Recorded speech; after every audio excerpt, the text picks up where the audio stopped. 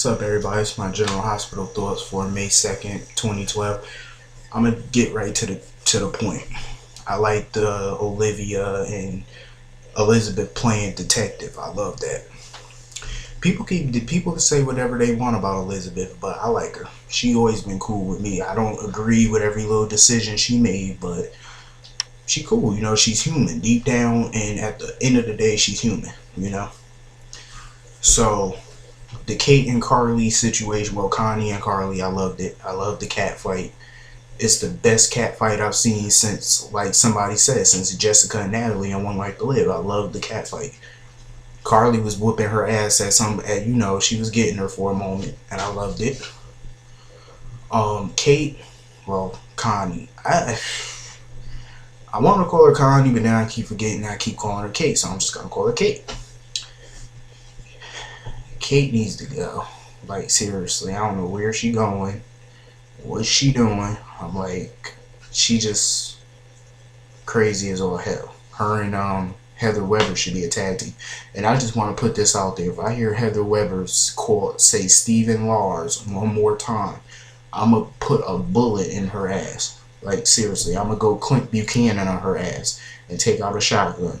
I'm sick of her saying Stephen Lars. It's starting to piss me off now. She says it in every other sentence. It's annoying. But yeah, the cat fight was crazy as hell. Obviously, Carly still want Johnny, obviously, because if she didn't really care too much about him, see, I don't get Carly. Like, she falls in love too quick. She falls in love way too quick. It was like Johnny had her sprung. Like, she was in love with this fool, which I don't understand why. Like, she didn't even really, okay, yeah, she did kind of take the time to get to know him.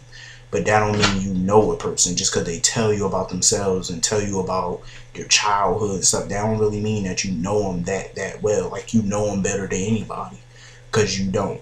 Sonny told her about his childhood and everything. Now she thinks she knows Sonny better than anybody, when in fact she doesn't.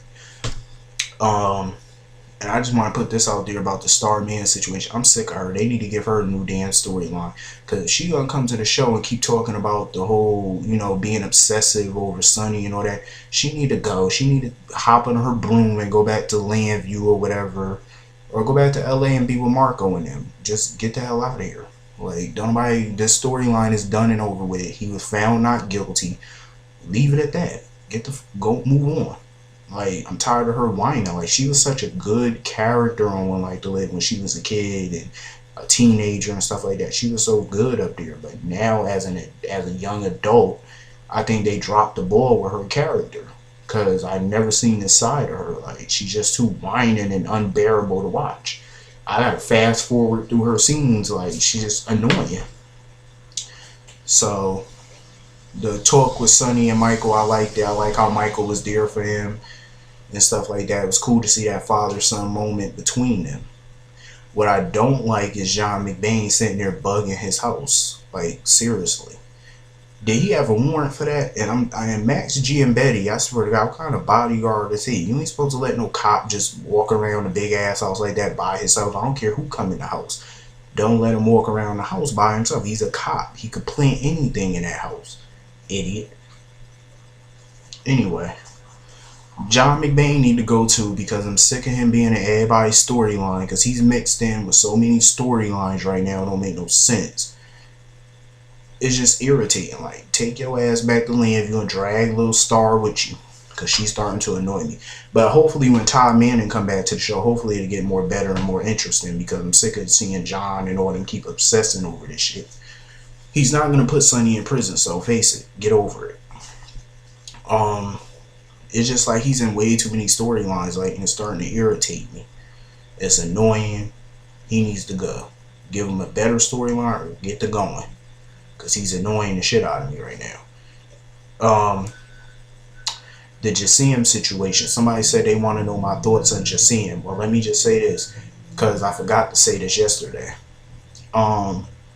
Sonny was right when he told Jason to go home and talk to his wife, and I think that's exactly what they needed. They needed to talk to each other. It seems to me that they keep talking to everybody else except each other.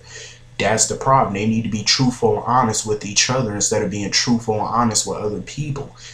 Your marriage is not going to work like that if you can be honest with everybody else except the person that you're married to is beyond me.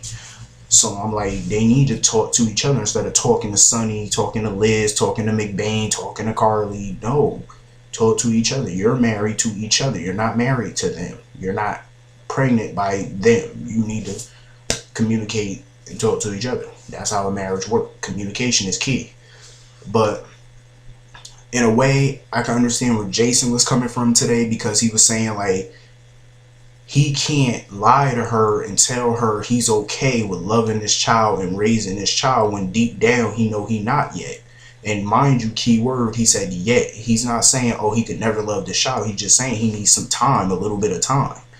But I gotta agree with Sam, like, time, this baby's gonna come, like, so you don't really have much time to think about this. It's now or never. I understand where Sam's coming from. She needs an answer now. I respect that and I understand that. And at the end of the day, whether this baby is by Franco or not, I don't understand Jason at some points, because let me tell you something, she's pregnant by Franco. And yet she feels in love with this child.